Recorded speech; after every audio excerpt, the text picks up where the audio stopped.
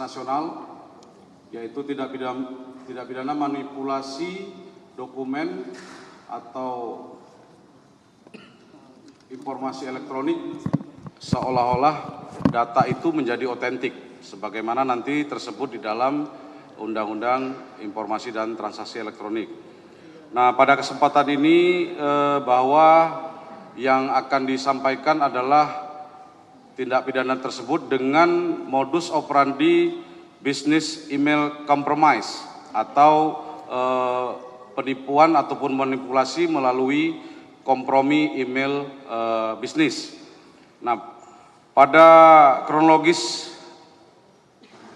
pidana tersebut bahwa ada seorang warga negara Amerika yang memiliki perusahaan bernama IQ Power Tools berkedudukan di Amerika, telah dimanipulasi datanya berdasarkan laporan dari FBI maupun dari PPATK.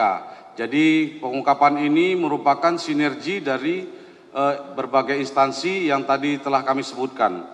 Dan hasil tindak pidana itu tertuang di dalam laporan polisi LPA nomor 179 4 Romawi 2022 tanggal 13 April 2022. Nah, pada saat itu diketahui bahwa pelaku yang dilakukan penangkapan pada tanggal 9 Juli 2026 telah membuat email yang menyerupai email perusahaan, di mana ada dua perusahaan yang melakukan trading atau kerjasama penjualan hardware komputer, di mana sebagai penjualnya adalah perusahaan Durk Machinery Corp yang berkedudukan di China, sedangkan sebagai pihak yang dikerjasamakan dalam tradingnya sebagai pembeli yaitu perusahaan korban IQ Power Tools yang tadi kami sebutkan berkedudukan di Amerika. Nah, pada saat itu pelaku berhasil melakukan komunikasi ke perusahaan korban yang berada di Amerika tersebut untuk mengetahui transaksi pembayaran atas pembelian hardware komputer tersebut. Nah, sehingga atas peristiwa tersebut korban mengalami kerugian senilai 350.325 US dollar. Nah, kemudian rekening tersebut yang menerima yang memang sudah disiapkan oleh pelaku berupa rekening yang berada di Indonesia, Bank BCA, yang tujuannya dalam pembuatan adalah untuk menerima transaksi pembayaran tersebut. Sehingga kami ketahui berdasarkan faktanya, rekening tersebut bernomor 534518745 atas nama PT Aksesoris Andalan Bersama. Nah, selanjutnya dilakukan proses penyidikan dan pemblokiran terhadap rekening tersebut, dan diketahui rekening tersebut masih memiliki saldo senilai 285.859 US dollar atau setara dengan 5 miliar rupiah. Nah, pada saat dilakukan pengungkapannya, penyidik berhasil melakukan penangkapan terhadap dua orang laki-laki. Yang pertama berinisial LPK berusia 56 tahun yang merupakan warga negara Indonesia, dan tersangka kedua berinisial LJ yang berumur 46 tahun yang merupakan warga negara China. Keduanya berdasarkan hasil penyelidikan proses penelusuran dari penyidik diketahui berada saat itu di Jakarta Selatan. Dan pada saat dilakukan interogasi berdasarkan keterangannya bahwa tersangka berinisial LPK adalah orang yang memang disuruh oleh seseorang yang berinisial CW yang saat ini masih kami lakukan pencarian karena merupakan berdasarkan domisilinya warga negara China. Tersangka LPK merupakan orang yang disuruh membuat legalitas perusahaan dengan menggunakan akte identitas perusahaan tersebut dengan menggunakan identitas anak kandungnya sendiri, dan alamat yang tersebut di dalam perusahaan tersebut adalah alamat fiktif. Dengan nama perusahaan adalah PT Aksesoris Andalan Bersama. Dengan konsekuensi atas kesiapan yang mereka lakukan ketika terjadi berhasilnya mendapat transfer perolehan kejahatan tersebut, maka tersangka mendapatkan 5% dari setiap transaksi yang dimaksud. Ini atas kesepakatannya dengan tersangka LJ yang merupakan warga negara China. Dari penangkapan tersangka LPK ini telah dilakukan penyitaan terhadap 1 unit handphone merek Samsung jenis Galaxy. Kemudian selanjutnya di tempat yang sama juga penyidik melakukan penangkapan tersangka berinisial LJ yang bertugas melakukan komunikasi dengan tersangka CW yang saat ini masih kita lakukan pencarian. Bahwa yang melakukan komunikasi terhadap korban termasuk diantaranya dilakukan oleh tersangka berinisial LJ ini, yang diketahui bahwa yang bersangkutan sudah tinggal di Indonesia sejak tahun 2005. Nah, kemudian tersangka berhasil berkomunikasi dengan menggunakan email kompromisnya untuk menyaru atau menyamar sebagai perusahaan penjual daripada hardware tersebut. Dan pada saat dilakukan prosesnya juga tersangka akan mendapatkan keuntungan 5%. Nah, kemudian dari tersangka LJ kita lakukan penyitaan 1 unit HP merek Samsung Galaxy A72. Nah, kemudian setelah diketahui adanya daripada otak pelaku tersebut berinisial CW di China, bahwa inisial CW ini setelah mendapatkan transfer daripada korban yang ada di Amerika, maka kedua tersangka telah berhasil melakukan transfer kepada tersangka yang DPO tersebut senilai 70.000 US dollar di berbagai bank yang ada di China. Nah, kami sudah komunikasi dengan pihak FBI untuk melakukan penelusuran identitas dan lokasi di mana kediaman tersangka CW tersebut. Nah, atas perbuatan para tersangka, maka kami persangkakan pasal dalam prosesnya adalah tindak pidana manipulasi informasi atau dokumen elektronik seolah-olah data otentik sebagaimana tercantum dalam pasal 51 ayat 1 junto pasal 35 Undang-Undang Nomor 1 Tahun 2024 sebagaimana telah diubah dalam Undang-Undang Nomor 11 Tahun 2008 tentang informasi dan transaksi elektronik. Persangkaan selanjutnya adalah tindak pidana penipuan sebagaimana tercantum dalam pasal 492 KUHP, kemudian tindak pidana transfer dana yang tercantum dalam pasal 82 dan pasal 85 Undang-Undang Nomor 3 Tahun 2011 tentang transfer dana. Kemudian berikutnya persangkaannya adalah tindak pidana pencucian uang sebagaimana tercantum pada pasal 607 KUHP dan atau penyertaan pasal 20 huruf C dan pasal 21 ayat 1 Undang-Undang Nomor 1 Tahun 2023 tentang KUHP. Dengan akumulasi ancaman maksimal adalah 15 tahun penjara. Kami yang mewakili dari Direktur Tindak Pidana Siber Barreskrim Polri mengucapkan terima kasih kepada pihak FBI maupun PPATK yang telah bersinergi dalam pengungkapan kasus ini, sehingga perlu diinformasikan kepada kawan-kawan media bahwa kejahatan lintas negara atau transnasional yang berhasil kami ungkap diwujudkan dalam konferensi pers saat ini.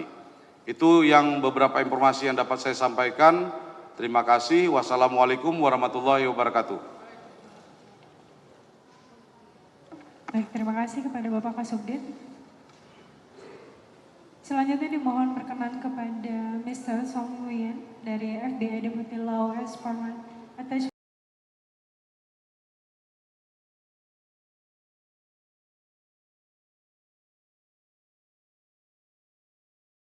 My name is Sun Nguyen. I am the Deputy FBI Attaché or Representative to Jakarta. I'm happy to be here. I am very delighted to be here. This meeting signifies a good victory in our efforts against international cybercrimes.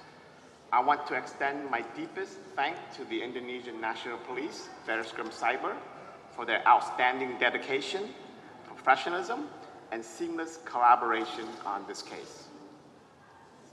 Also, a special appreciation goes to PPATK for their invaluable financial tracking expertise, which proved critical in following the complex money trail. And also a special thanks to NCB Jakarta for spearheading the coordination between FBI and police and Polri. Thanks to the decisive action of the INP, we were able to recover a significant portion of the funds stolen from an American victim. For that victim, the integrity of the financial system, the recovery, and law enforcement, the recovery was a monumental success. Business email compromise is far more than a financial scam. It is a sophisticated threat that actively harms public trust, erodes stability within our commercial and our financial sector, and undermines the law. Cybercrimes operate without borders, assuming that distance and boundaries will shield them from justice. Today proves that justice prevailed.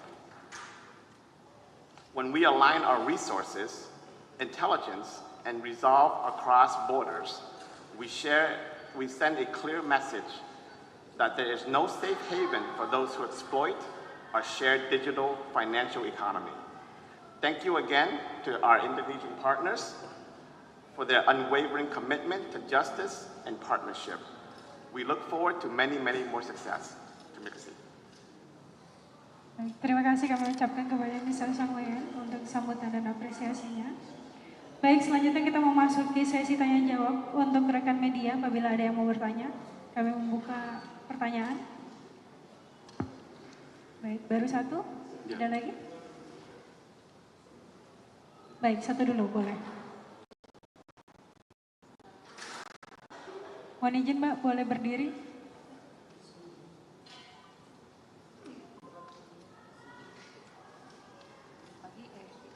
Halo.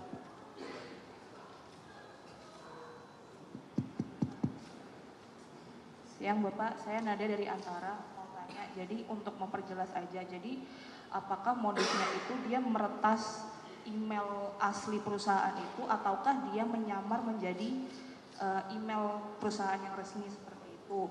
Lalu korbannya sudah ada berapa di Amerika Serikat? Seperti itu. Makasih. Baik, saya langsung jawab ya. Terima kasih Mbak. Jadi modus operandi yang dilakukan oleh sindikasi pelaku ini bahwa mereka membuat skrip berisi malware yang ditujukan kepada email korban, email bisnis korban. Nah, setelah direspon oleh email korban tersebut, maka selanjutnya tersangka bisa melihat komunikasi apa yang muncul antara perusahaan di China yang melakukan penjualan hardware daripada komputer tersebut. Nah, pada saat item pembicaraannya terkait dengan pembayaran, maka tersangka dengan menyiapkan akun email yang telah dibuat sedemikian rupa menyerupai dari akun email bisnis yang dimiliki oleh perusahaan di China tersebut. Nah, kemudian tersangka melakukan komunikasi kepada korban dan selanjutnya tersangka menginformasikan bahwa transaksi pembayaran untuk dilakukan pengalihan karena mereka sedang menghadapi audit yang dilakukan oleh salah satu komisi pengawasan di sana. Sehingga alasan berikutnya dikatakan untuk tidak terjadi kehilangan atas pembayaran, maka mereka menyampaikan panduan untuk mengalihkan kepada anak perusahaan mereka yang ada di Indonesia. Nah, selanjutnya panduan itu tersebut memunculkan adanya langkah-langkah atau step untuk melakukan transaksi pembayaran, termasuk dari rekening yang telah disiapkan tadi, yang tujuannya untuk menerima hasil pembayaran atas transaksi tersebut. Nah, seperti itu, Mbak. Jadi dia berhasil menghijack email daripada korban, atau meretas ya, atau meretas, seperti itu. Ya, korbannya untuk sementara berdasarkan posisi kasus ini baru satu, Mbak. Ya, baru satu. Tidak menutup kemungkinan ada yang lain, nanti kita informasikan lebih lanjut ya. Tapi untuk sementara berdasarkan aliran dana yang terdapat di rekening tersebut baru satu kali memang yang dilakukan oleh tersangka terhadap korbannya yang berada di Amerika. Seperti itu. Baik, ada lagi yang mau bertanya? Boleh berdiri, Mbak? Oke. Baik, Pak Kasubdit, saya Ondang dari detik.com, izin mau bertanya soal tersangka yang WNI tadi, yang LPK, itu selain terlibat dalam jaringan ini, dia sebenarnya profesi sebenarnya itu apa? Terus apakah dia memang sudah pernah bertemu langsung dengan cewek ini, DPO tadi, dan dia diupah berapa, Pak? Gimana cara perkenalan dia dengan DPO cewek tadi, Pak? Boleh dijelaskan sama boleh mungkin imbauannya kepada masyarakat terkait kasus penipuan seperti ini. Terima kasih. Assalamualaikum warahmatullahi wabarakatuh. Baik, kami akan coba menjawab terkait dengan bagaimana proses terjadinya email compromise tersebut. Yang bersangkutan atas nama LP, yang mana LP itu merupakan rekan bisnis dari JL. Mereka bertemu dari tahun 2025 terkait dengan bisnis di jual beli ikan. Nah, selanjutnya dikarenakan proses penjualan ikan ini menurun, selanjutnya JL meminta bantuan dari pihak LP untuk menyiapkan akte pendirian dan rekening yang bisa digunakan untuk menampung uang hasil kejahatan, yang mana sebelumnya kejahatan tersebut dilakukan oleh cewek yang berada di China dengan cara melakukan hijack email. Jadi tugas dari tersangka yang kita lakukan penangkapan dan penahanan yang kita amankan di Tipit Cyber Bareskrim Polri tersebut, bahwa peran mereka adalah menyiapkan akte pendirian, menyiapkan rekening, dan setelah rekening tersebut jadi dikirimkan ke cewek yang ada di China. Sehingga semua transaksi, semua komunikasi itu dilakukan oleh cewek yang ada di China. Pada saat uang itu tersebut masuk ke dalam rekening, pihak cewek memberikan informasi kepada LJ dan LP yang ada di Indonesia untuk melakukan eksekusi uang tersebut. Sehingga di dalam paparan yang disampaikan oleh Pak Kasubdit tadi bahwa pada tanggal 1 September 2021 uang masuk sebanyak 350.250 USD, 70.000 pada tanggal 2 dan 3 berhasil di smurfing dikirimkan ke 4 rekening yang ada di Cina. Kenapa sisanya tidak dikirimkan? Karena berhasil dilakukan penghentian sementara oleh pihak PPATK pada tanggal 4 September 2021. Sehingga setelah dilakukan penghentian sementara oleh pihak PPATK, pihak dari Tipit Cyber Bareskrim Polri melakukan pemblokiran permanen terhadap rekening tersebut. Sehingga uang yang ada di dalam rekening masih bisa dilakukan recovery asetnya untuk dilakukan proses penyidikan, dikembalikan kepada pihak korban melalui mekanisme pengadilan. Demikian. Diupah berapa, Pak? Diupah berapa? Oh, selanjutnya para tersangka sesuai dengan perjanjian yang disampaikan oleh yang bersangkutan bahwa komunikasi antara tersangka 1 dan tersangka 2 dan 3 yang ada di Indonesia yang sudah kita amankan itu berbunyi bahwa setiap transaksi yang akan masuk dia akan diupah sebanyak 5% masing-masing tersangka. Jadi 10% untuk 2 orang, masing-masing mendapatkan 5% dari setiap yang uang masuk ke dalam rekening tersebut. Baik, cukup? Ada lagi yang mau bertanya?